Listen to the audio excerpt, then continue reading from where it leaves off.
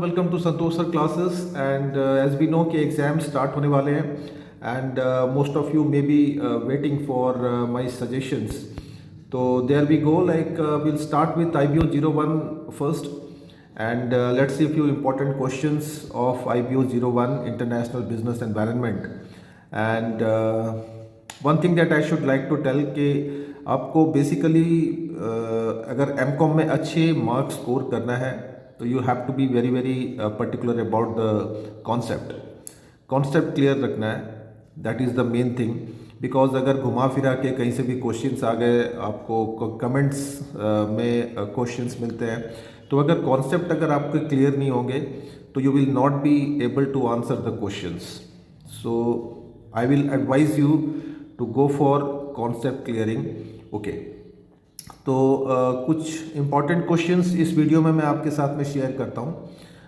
इनको आप ज़रूर से प्रिपरेशन करें.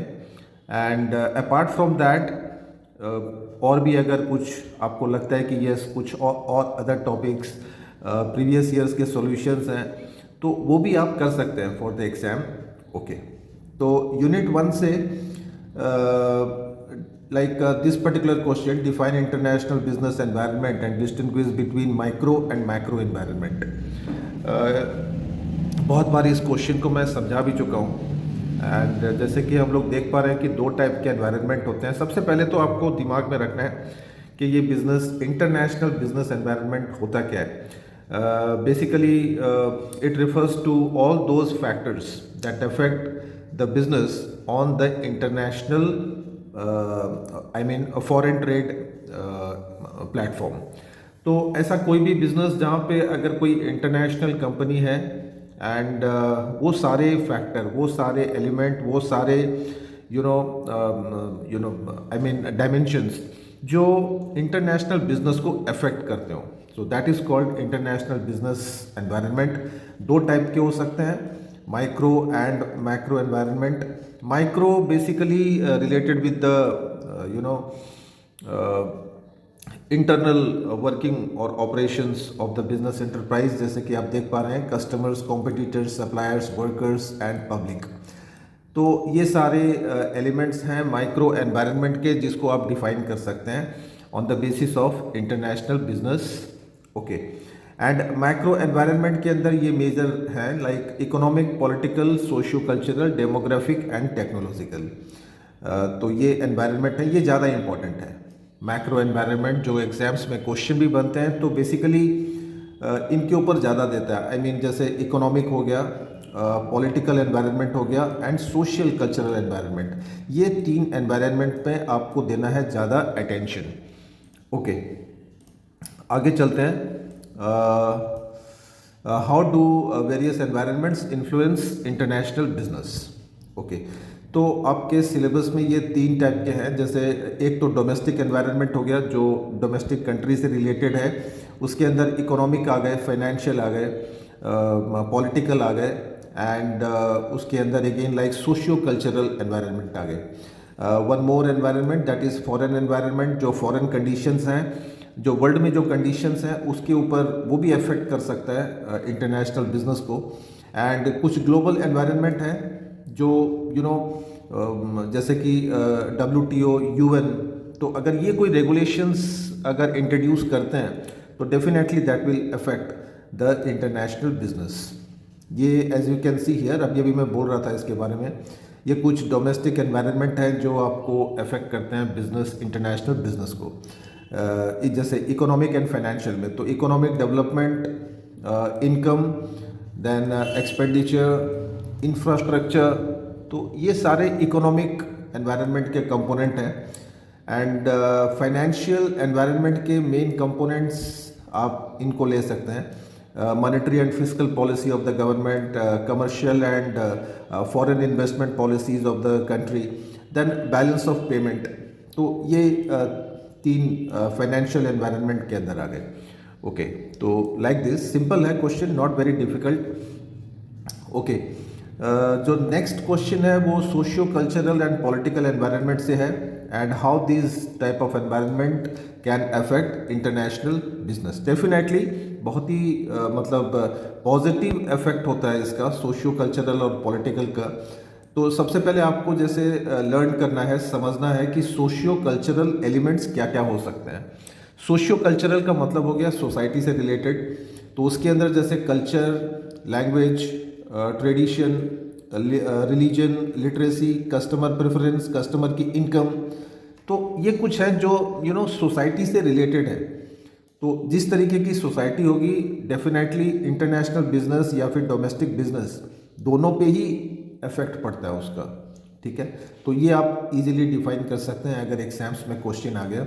Again political environment, as we know कि पॉलिटिकल एनवायरनमेंट ये एक रिस्की फैक्टर भी है, और गवर्नमेंट के जो रूल्स एंड रेगुलेशंस हैं उनका एटीट्यूड है इंटरनेशनल बिजनेस के तरफ, so that plays a very very important role.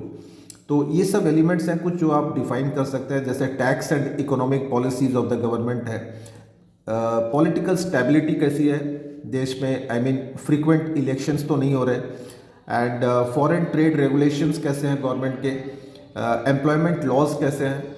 तो ये कुछ है मतलब जो इफेक्ट करते हैं इंटरनेशनल बिजनेस को। यूनिट 2 की बात करते हैं जिसमें आपको लर्न करना है थ्योरीज के बारे में, थ्योरीज ऑफ इंटरनेशनल ट्रेड। तो इसके अंदर जो सबसे पहली इंपॉर्टेंट थ्योरी है वो है रिकार्डियन की। डेविड रिकार्डो ने इंट्रोड्यूस किया था ये थ्योरी, बहुत ही पॉपुलर थ्योरी है, एंड इस थ्योरी को हम लोग कंपैरेटिव एडवांटेज थ्योरी भी बोल सकते हैं। एंड मैं आपको जस्ट एक ब्रीफ दे देता हूँ इसके बारे में कि अगर country that specialises in one particular resource, so it should go with that production only. मतलब कंट्री का जिसमें ज़्यादा स्पेशलाइजेशन है, I mean for example India, तो इंडिया में पॉपुलेशन ज़्यादा है, तो यहाँ पे लेबर इंटेंसिव जो मैन्युफैक्चरिंग है वो अडॉप्ट करनी चाहिए अकॉर्डिंग टू रिकार्डो। तो ये उनका मेन बेस था ये थ्योरी का। तो हर थ्योरी के जैसे कि हम लोग जानते हैं कि इनके एजम्पशंस होते हैं, ये आपको लर्न करने पड़ेंगे, बेसिक एजम्पशंस एंड इनके लिमिटेशंस। तो कभी भी आप कॉमर्स में, आई मीन एमकॉम में कोई भी थ्योरी है, लॉ है, तो उसके एजम्पशंस और लिमिटेशंस ये दो पे आपको ध्यान देना है ज़रूर। ओके, ये एक डिफरेंस कर सकते हैं between absolute and comparative advantage. काफ़ी टाइम एग्जाम्स में आता है ये क्वेश्चन। मैंने माय डियर फ्रेंड्स जो प्रीवियस वीडियोस हैं मेरे IBO 01 पे, उसको भी ज़रूर देखें, बिकॉज इनको मैंने डिटेल में एक्सप्लेन भी किया हुआ है कई सारे वीडियोस में। ओके, एक शॉर्ट नोट के लिए आप कर सकते हैं तैयारी, modern theory of trade. Okay, आगे चलते हैं। यूनिट 3 में बैलेंस ऑफ पेमेंट बहुत ही इंपॉर्टेंट चैप्टर है। इंटरनेशनल ट्रेड की बात करें तो without balance of payment complete नहीं हो सकता। तो basically it is a summary of imports and exports of a country और receipts and payments in foreign exchange. And इसको आपके ये जो दैट कंपोनेंट्स, ये कंपोनेंट्स पे आपको देना है ज़्यादा अटेंशन। आई मीन 3 टाइप के अकाउंट मेंटेन करते हैं हम लोग इस अकाउंटिंग में, current account, capital account and reserve account. तो पहले के जो 2 अकाउंट हैं इनमें कौन कौन से आइटम हम लोग लेते हैं, दैट इज़ इम्पॉर्टेंट। तो ये आपको लर्न करना है, मैंने यहाँ पे डिस्क्राइब भी किया हुआ है, all those items that can be taken in current and capital account. Okay, आगे चलते हैं नेक्स्ट क्वेश्चन में, methods of correcting disequilibrium in the balance of payment. ये क्वेश्चन जून 2024 एग्जाम्स में भी आया था। बैलेंस ऑफ पेमेंट से एक क्वेश्चन है, एंड इसको आप जस्ट गो थ्रू कर लीजिए, I don't think it will be repeated again, लेकिन कंपोनेंट्स रिपीट हो सकते हैं। ओके, BOT BOP का डिफरेंस कर सकते हैं।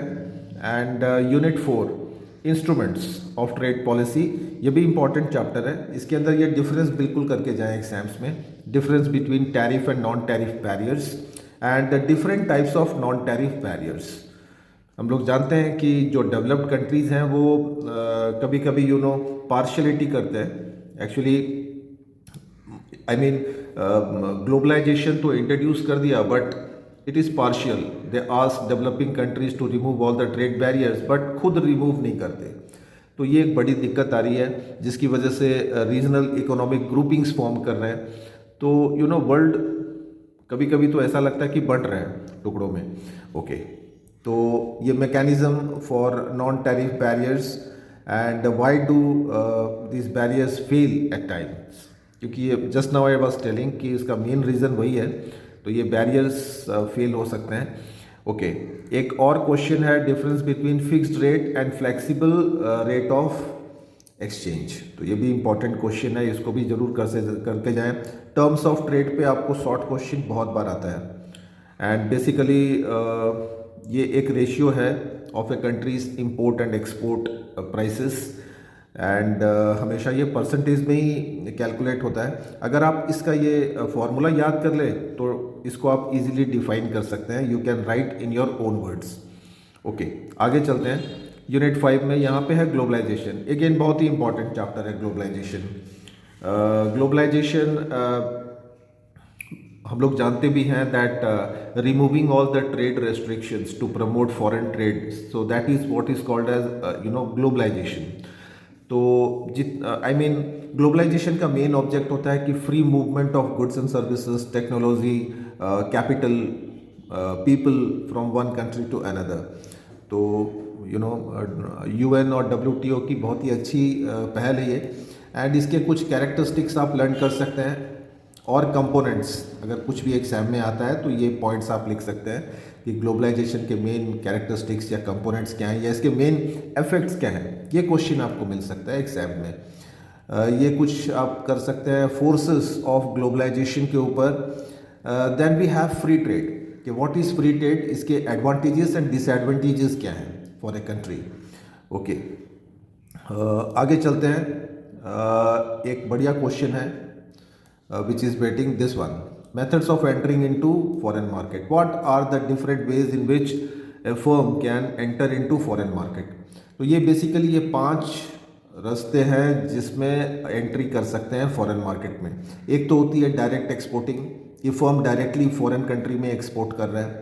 दूसरी होती है लाइसेंसिंग एंड फ्रेंचाइजिंग, ये पॉपुलर मेथड है, जैसे कि मैकडोनल्ड, KFC, ये सब फ्रेंचाइजी करके डिफरेंट कंट्रीज़ में अपना गुड्स को सेल करते हैं। जॉइंट वेंचर, ये भी बढ़िया है, इसके अंदर तो बहुत लार्ज स्केल प्रोजेक्ट्स भी हम लोगों ने देखा है कि 2 कंट्री मिलके उसको कैरी आउट करती है। Strategic alliance is one of the most popular form of entering into foreign market, जहाँ पे अलायंस बनता है, आई मीन वन कंट्री और one company joints hand with the other.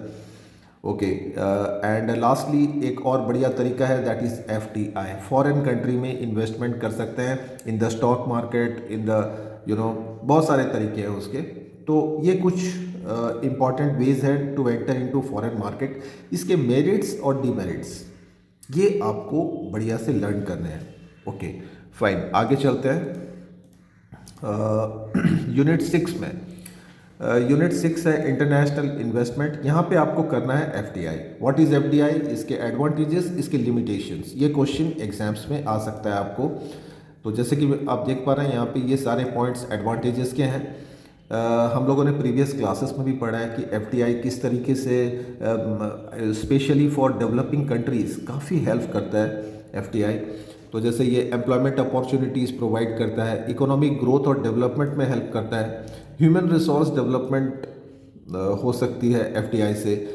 FDI से लेटेस्ट टेक्नोलॉजी आती है फॉरेन कंट्री से, export बढ़ता है। जब प्रोडक्शन डोमेस्टिक कंट्री में अगर इंक्रीज़ करेगा तो definitely the country will opt for foreign trade, exports, and एक बढ़िया मार्केट तैयार होता है in the domestic country, highly competitive market. And जहाँ पे कंपटीशन ज़्यादा होगा definitely my dear friends consumers को फ़ायदा होने वाला है। Ultimately they will get good quality of goods and services at reasonable prices.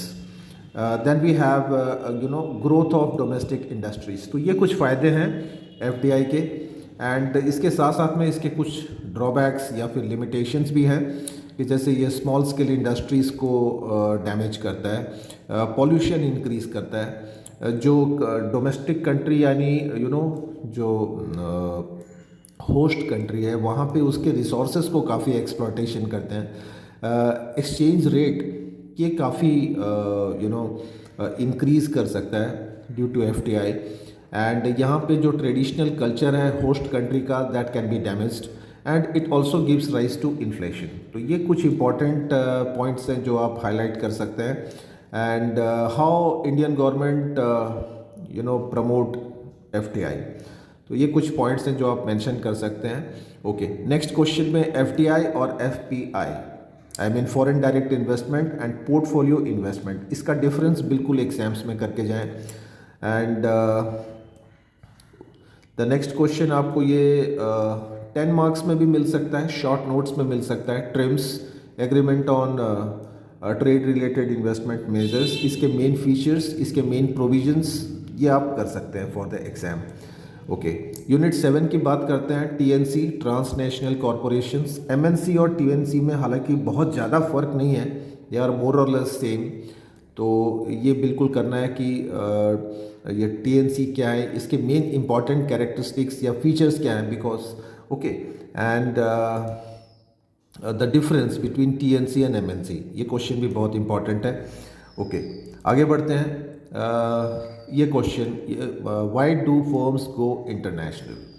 International I mean कोई भी फर्म जो डोमेस्टिक कंट्री में काम कर रहा है, तो वो मतलब इंटरनेशनल मार्केट में क्यों जाना चाहता है। बहुत ही बढ़िया क्वेश्चन है, इंपॉर्टेंट क्वेश्चन है।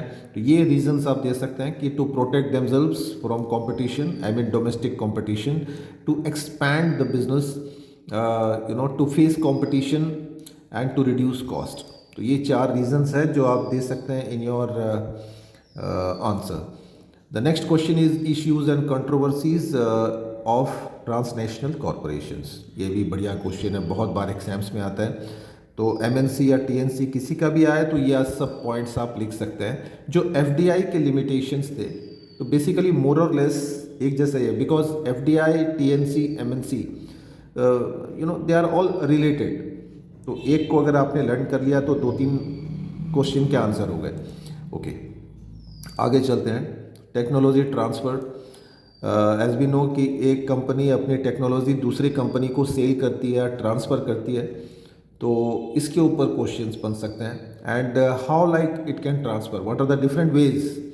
जैसे कि यहाँ पे ये सारे वेज हैं, जैसे कि आउटराइट सेल ऑफ टेक्नोलॉजी, सब कॉन्ट्रैक्टिंग कर सकती है, मैनेजमेंट कॉन्ट्रैक्ट ले सकती है, फ्रेंचाइजी बना सकती है, डायरेक्टली एक्सपोर्ट कर सकती है, सब्सिडरी अलाइंसेस के थ्रू से हम लोग ट्रांसफ़र कर सकते हैं टेक्नोलॉजी।